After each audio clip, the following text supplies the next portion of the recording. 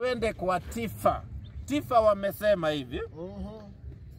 ODM na UDA are more popular than DCP.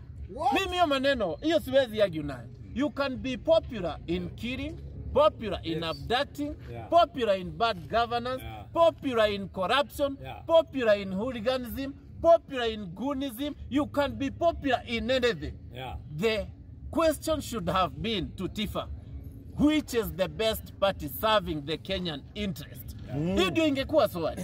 Lakini mkituambia ni popular, si mimi sikatai. UDA lazima ikuwe popular sababu president ni wa UDA. Hata Saitani ni popular. Exactly. Tuangalie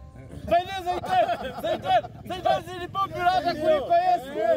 Unajua Satan ni popular kuliko Yesu. Sababu ukienda kwa Waislamu na Wahindi hawabelieve na Yesu, lakini wanabelieve kuna Satan.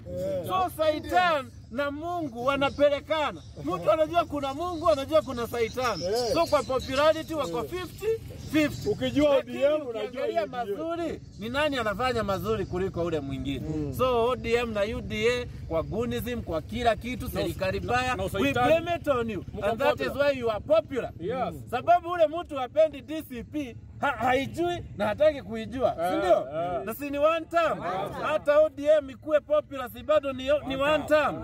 Hata UDA ikuwe popular, si bado ni one term. Hata Tifa wafanye ingine kesho, kuna kitu itabadilika. Si itakuwa tu one term. Exactly. One term.